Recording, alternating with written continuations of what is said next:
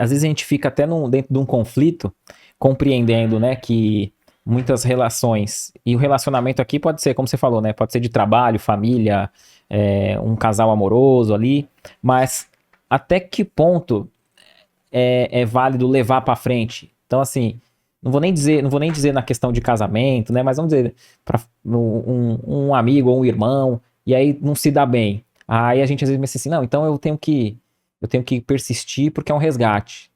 Mas aí vamos supor que essa relação tá trazendo atrito, não tá saudável. É aconselhável, às vezes, a pessoa se afastar, ou falar assim, deixa que essa dívida eu vou parcelar, pago na outra encarnação, ou o evangelho já recomenda exercer o perdão e persistir. Você tocou num ponto assim, bem difícil das relações familiares, porque é comum isso que você está falando. Às vezes relações entre irmãos ou pais e filhos que não se falam uma vida inteira vão se reencontrar num velório, né? E aí vem a consciência pesada muitas vezes.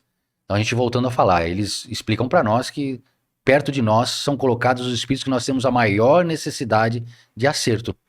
Então se você tem uma relação conflituosa com o teu irmão, faz o maior esforço possível, por mais difícil que seja, para que ocorra a harmonização. Se não é possível ter um convívio diário, mas pelo menos que tenha um convívio respeitoso.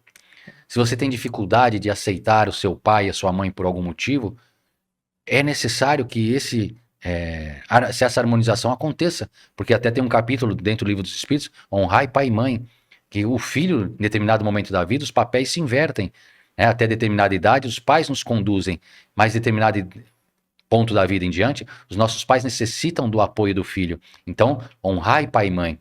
Então, por maior dificuldade de aceitar o comportamento, a personalidade do ente familiar que está convivendo com você, faça os seus esforços para que você consiga, vamos chamar assim, resgatar esse cheque nessa vida. Cheque, né? Os mais novos não vão nem saber o que a gente está falando aqui.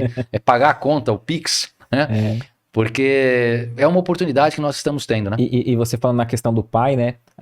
Aquele que às vezes não tem o pai que gostaria que tivesse, o pai, a mãe, é, por mais difícil que seja, a gente deve o nosso bem mais precioso a eles, né? Que é a nossa encarnação, né? Que é a vida, exatamente. E às vezes você fala assim, mas eu não tenho condição de ajudar meu pai e minha mãe porque eu não tenho condição material, eu tenho uma vida difícil, eu trabalho 2 trabalhos, 2 turnos, não me sobra dinheiro para nada.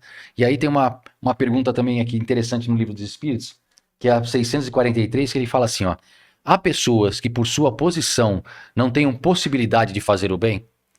Então, Interessante, às hein? vezes a pessoa fala, eu não consigo fazer o bem porque eu não tenho dinheiro sobrando, né? E olha o que ele responde, não. Não há ninguém que não possa fazer o bem. Somente o egoísta